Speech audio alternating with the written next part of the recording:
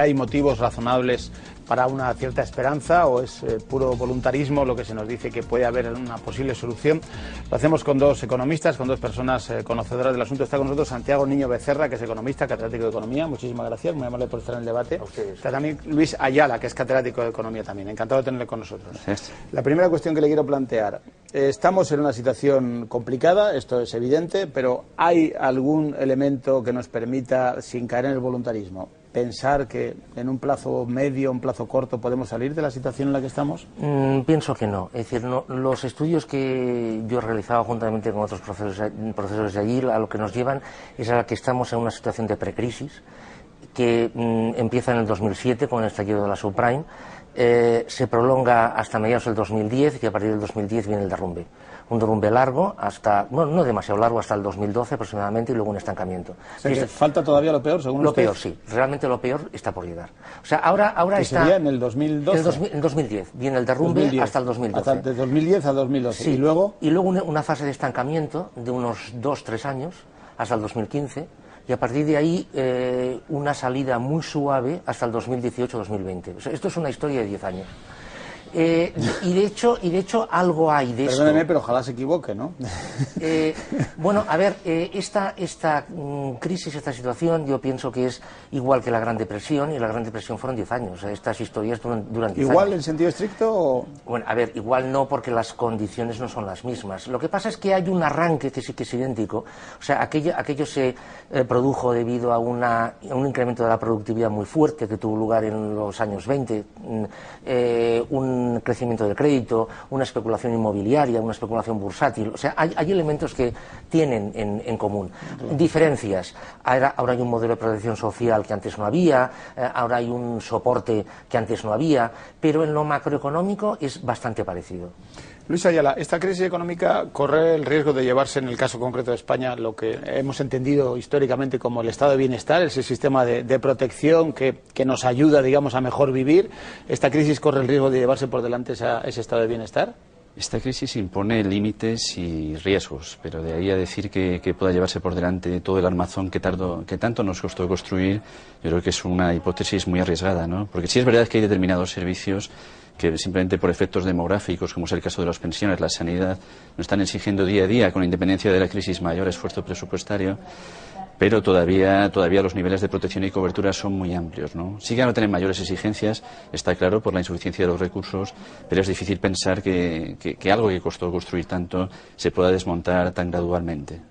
Bien, en ese panorama que describe usted, en el que las cosas van a estar mal bastantes años, ¿no hay ningún elemento positivo, optimista al que agarrarse? ¿No hay ningún dato esperanzador a fecha de hoy? ¿Ninguno? No, vamos a ver, antes de empezar con esta historia, claro, antes de empezar con esta historia de la recuperación, quiero decir, lo primero que habría que hacer es que saliera toda la porquería que hay en los balances de los bancos. Explique eso. ¿Qué quiere decir eso? Sí, es decir, en los bancos, las entidades financieras a lo largo de los años han ido, aproximadamente desde el 2003, han ido acumulando una serie de activos malos, activos contaminados, las famosas subprime, las hipotecas basura y otros elementos parecidos que han servido para conceder créditos contra esos activos.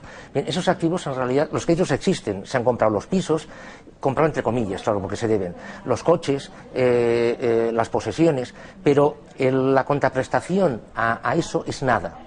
Entonces, claro, los bancos tienen en sus balances, en sus activos, cosas que no valen nada contra las que han concedido créditos. Claro, hasta que esa cantidad de fondos no salga a la luz, esto yo entiendo que no va a poder abordarse ninguna solución.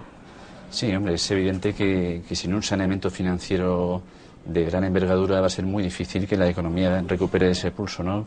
Pero es verdad también que la propia palabra de crisis, como tanto se está diciendo estos días, supone también oportunidad, ¿no? Y es una oportunidad en el sentido de haber tocado fondo en muchos ámbitos, es una oportunidad de reformar cosas necesarias. Por ejemplo, pues desde el punto de vista del crecimiento a largo plazo, de introducir más diversificación en el modelo productivo, desde el punto de vista de la propia estructura empresarial, de apostar por un modelo más homogéneo con el que existe en otros países, desde el punto de vista del mercado de trabajo, introducir reformas parciales que mejoren la estabilidad del empleo, y sobre todo desde el punto de vista de lo que yo creo que es el principal debate que tendremos que tener hoy con la crisis, de qué hacer con la gente que peor lo está pasando. Eso es lo que le quería plantear. En Sí. España, con la crisis, podemos decir hay más pobres, o podemos decir los que eran pobres son más pobres que antes, o hay gente que antes tenía una situación económica más o menos estable y ha pasado a formar parte de los pobres. ¿Cuál está siendo la consecuencia? Sí, indudablemente hay efectos, ¿no? Sobre todo es muy importante esta pregunta para saber que incluso antes de la crisis ya había una inercia peligrosa en cuanto a empeoramiento relativo de bienestar social, ¿no? Porque incluso en esa etapa tan prolongada de bonanza económica de los 10 años anteriores ya habíamos albergado algunos elementos de más vulnerabilidad en la estructura social, y la prueba es que en este tiempo no se reduce ni la desigualdad ni la pobreza, ¿no?